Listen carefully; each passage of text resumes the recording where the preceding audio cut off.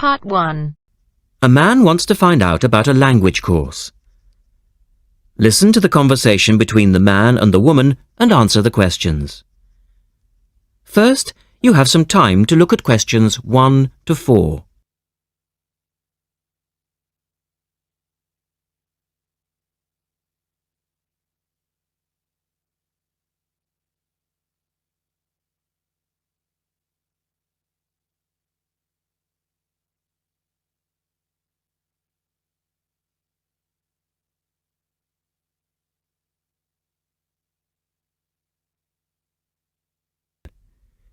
You should answer the questions as you listen, because you will not hear the recording a second time.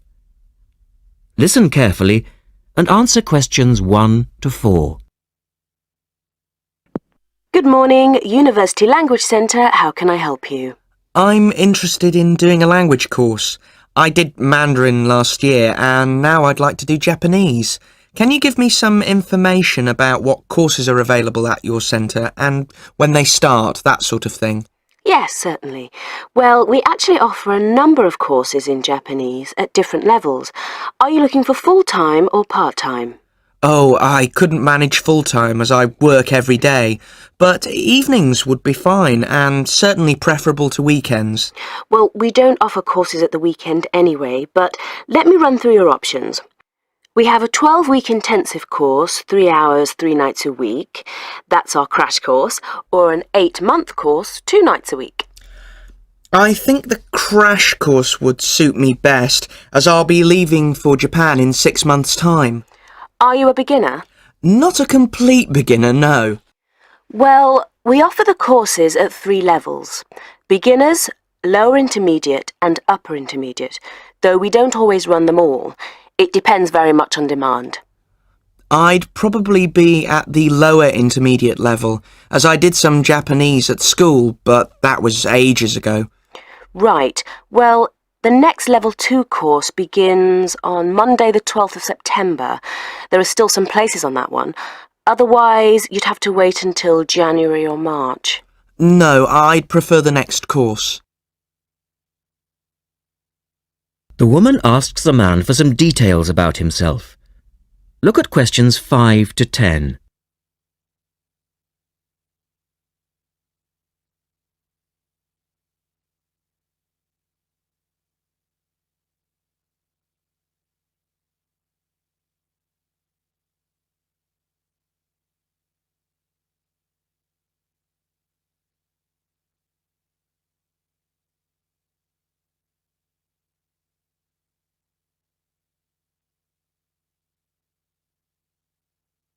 Now listen to their conversation and complete the form. Right. Can I get some details from you then, so I can send you some information? Sure. What's your name? A family name first. Haggerty, Richard. Hagarty? No, Hagerty. Oh, okay. And your address, Richard? Well, perhaps you could email it to me. Right. What's your email address? It's Ricky45, that's one word, RICKY45, at hotmail.com. And I just need some other information for our statistics. This helps us offer the best possible courses and draw up a profile of our students. Fine. What's your date of birth? I was born on the 29th of February, 1980. 1980? So you're a leap year baby. That's unusual. Yes, it is. And just 1 or 2 other questions for our market research, if you don't mind. No, that's fine. What are your main reasons for studying Japanese? Business, travel, or general interest? My company's sending me to Japan for 2 years. All right, I'll put down business. And do you have any specific needs? Will there be an emphasis on written language? For instance, will you need to know how to write business letters, that sort of thing? No, but I will need to be able to communicate with people on a day-to-day basis. OK, so I'll put down conversation. Yes, because I already know something about the writing system at an elementary level, and I don't anticipate having to read too much. You said you'd studied some Japanese. Where did you study? 3 years at school, then I gave it up, so I've forgotten a fair bit. You know how it is with languages if you don't have the chance to use them. Yes, but I'm sure it will all come back to you once you get going again. Now, once we receive your enrolment form, we'll contact you in about... That is the end of part 1. You now have half a minute to check your answers.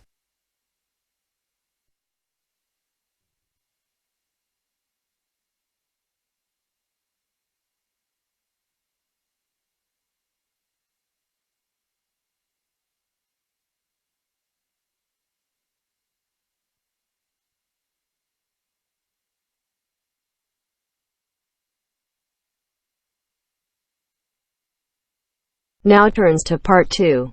Part 2. You will hear a reporter talking on the radio about an artist's exhibition. Look at questions 11 to 18.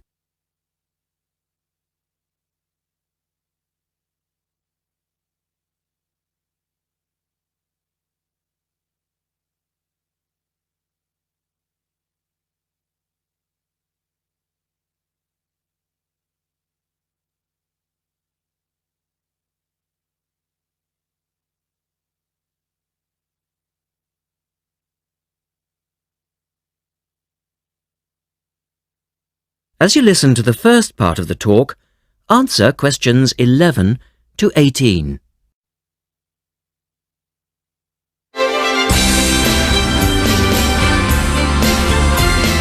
And now for some information on local events and activities. A couple of announcements for art lovers and budding artists alike. First, a new collection of artwork is going on show to the public next month in the form of an artist's exhibition. The exhibition will include many different types of art, over 100 different pieces by 58 artists from the local area. It's being held at the Royal Museum, which, for those of you who are unfamiliar with the area, is located opposite the library in West Street, right on the corner. The actual address is number 1 Queen's Park Road. It isn't difficult to find. The exhibition will run for 9 weeks and will begin on the 6th of October and continue until the 10th of December. So there's plenty of time for you to go along and have a look, and I'm sure that will be worth doing.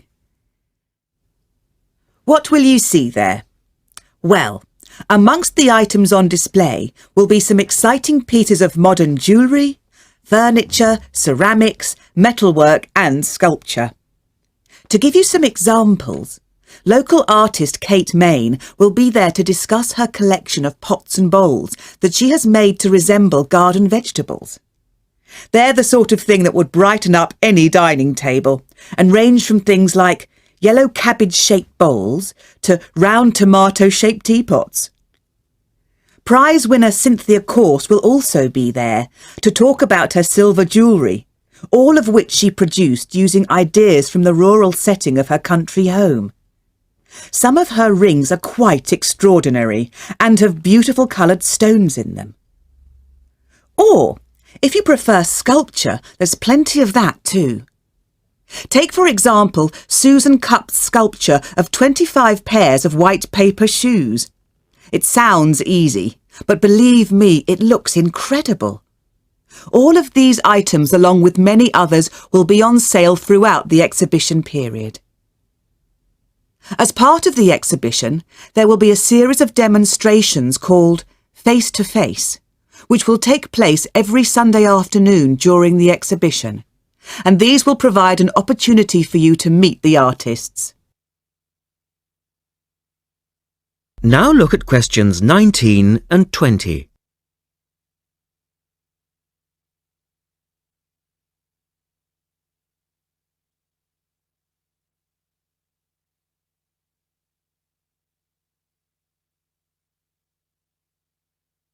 As the talk continues, answer questions 19 and 20. The second set of activities are for those who would prefer to indulge in some artwork themselves. The Artists' Conservatory are holding a series of courses over the autumn period. The courses cover all media and include subjects such as Chinese brush painting, pencil drawing and silk painting. All the tutors are experienced artists. Course sizes are kept to a minimum of 15, and there will be plenty of individual assistance. All the sessions offer excellent value for money and the opportunity to relax in a delightful rural setting. Fees are very reasonable and include the use of an excellent studio and access to the art shop, which you will find sells everything from paper to CDs. And they also include the provision of all materials. For more information on dates, cost and availability, you should get in touch with the programme coordinator on 4592 839 584 or go direct to the website, which you will find is... That is the end of part 2. You now have half a minute to check your answers.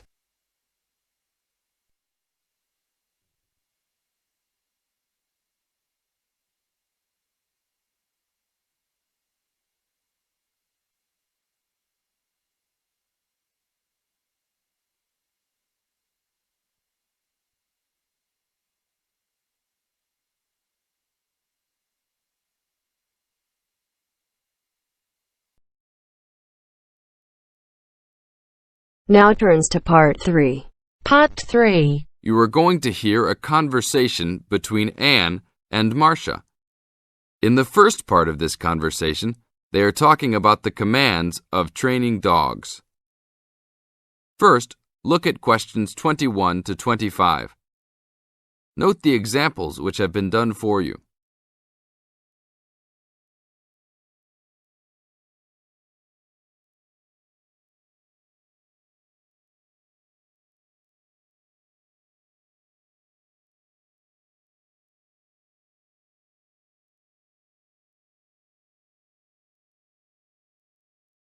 Now listen to the first part of the conversation and answer questions 21 to 25. Complete the table showing different commands for different forms of dog training. So that research paper we have to do next, the one about how are different styles of training dogs, how do you think you'll approach writing it? You know, I've been thinking about it. I feel that the best way to write it is to divide the paper into 2 main parts. In the first part, we'd be analysing some examples of each style of training dogs. Right, what the styles are. After that we can talk about how each style can be used so that the dogs learn something different from each one. Indeed. Maybe we could draw a chart and compare examples of each style of training, one at a time.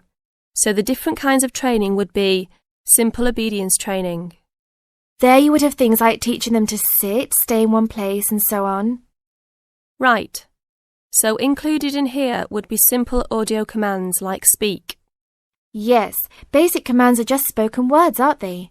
And then there would be the more guard-oriented training, where the dogs are trained to know a specific place well.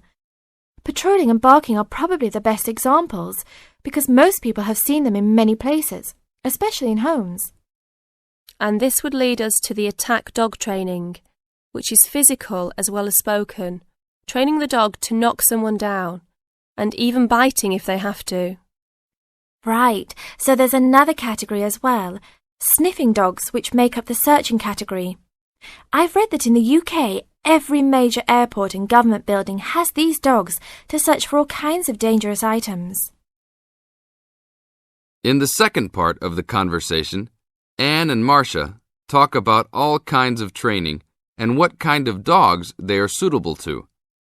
Look at questions 26 to 30.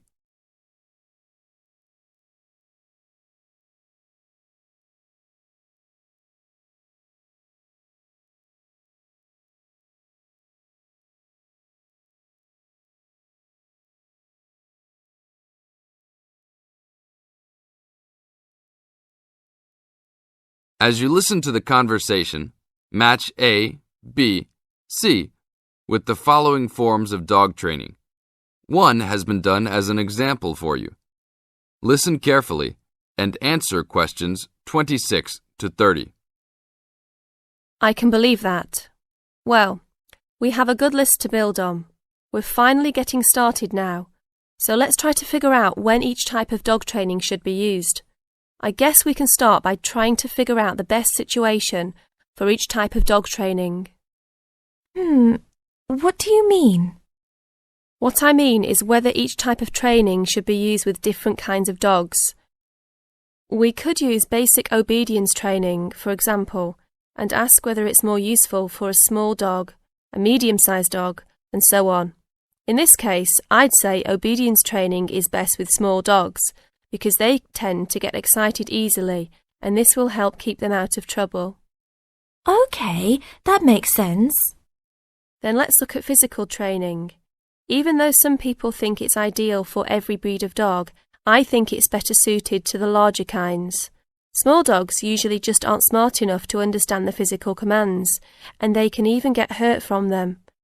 The specialised sniffing training is the same. I think they're better with the more intelligent breeds of dogs, and they're hardly ever useful with really small dogs.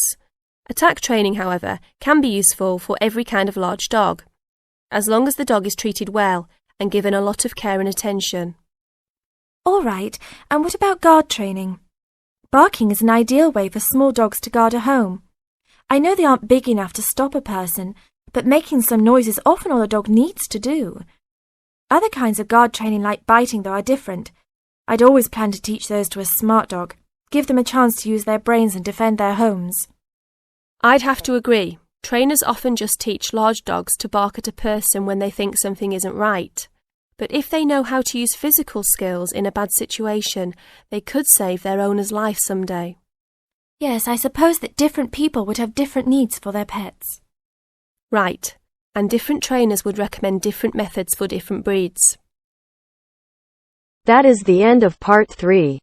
You now have half a minute to check your answers.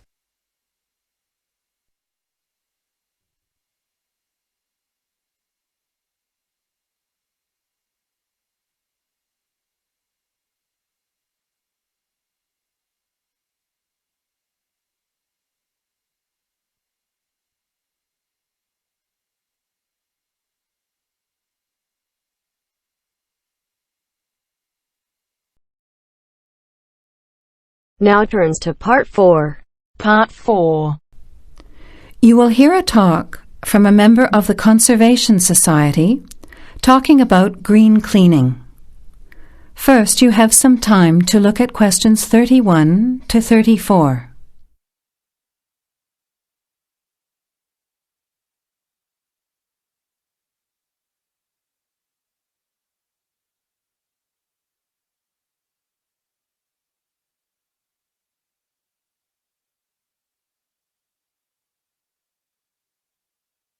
Now, listen carefully to the talk and answer questions 31 to 34. Good morning, everyone. It's a pleasure to be here as a representative of the Conservation Society to talk to you about green cleaning. In other words, about ways you can help to save the environment at the same time as saving money. I'll start with saving money, as we're all interested in that, especially students who are living on a tight budget. Probably none of you has sat down and calculated how much you spend on cleaning products each year. Everything from dishwashing detergent, window cleaners and so on, through to shampoos and conditioners for your hair, and then those disasters, products to get stains out of carpets or to rescue burnt saucepans. I can see some nods of agreement. Even if you don't spend a lot of time on housework, you'd end up spending quite a lot of money over a period of time, wouldn't you? We can save money on products and also use products which are cheap, biodegradable and harmless to the environment. These I will call green products. Unfortunately, most cleaning products on sale commercially are none of these, and many of our waterways and oceans are polluted with bleach, dioxins, phosphates, and artificial colourings and perfumes. Also, think how many plastic bottles each household throws away over a year. They'll still be around in landfill when you are grandparents. So we often feel there's nothing we can do to make a difference, but we can. The actual recipes are on handouts you can take at the end of the talk. The sorts of ingredients I'm referring to are things like bicarbonate of soda, eucalyptus oil, ammonia, vinegar, lemons, pure soap. Lastly, many people find they are allergic to modern products. So for all you asthma sufferers, keep listening. Nothing in these recipes should cause you any problems. An end to itching and wheezing. Now you have some time to look at questions 35 to 40.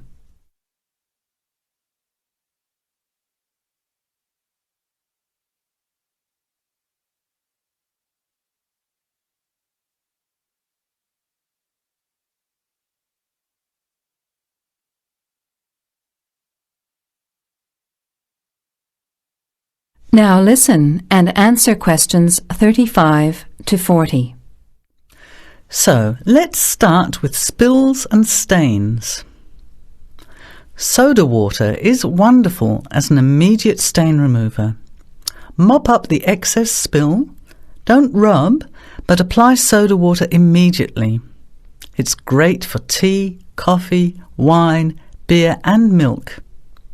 As is salt or bicarbonate of soda, which will absorb the stain. Then vacuum when dry and shampoo if necessary.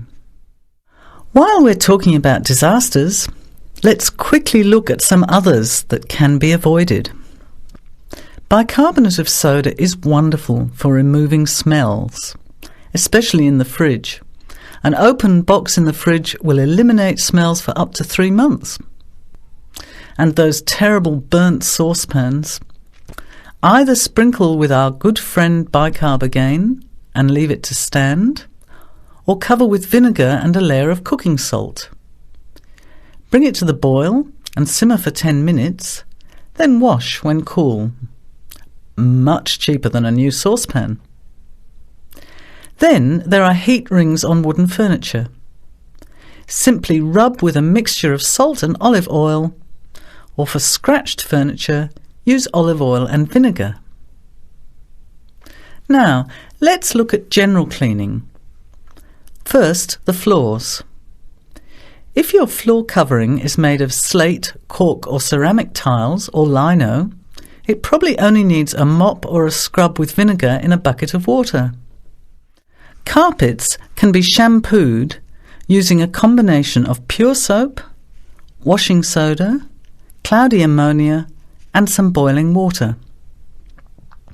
You put a small amount of this mixture onto the mark on the carpet, rub with a cloth until it lathers, and then wipe off the excess. A smelly carpet can be deodorized by sprinkling bicarbonate of soda on the surface, leaving overnight, and vacuuming off the next day.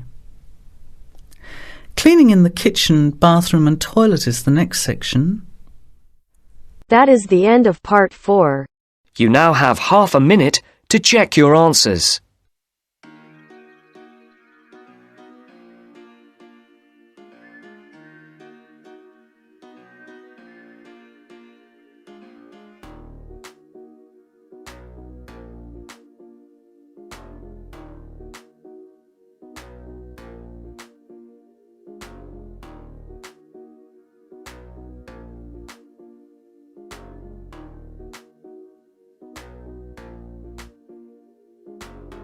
That is the end of the test.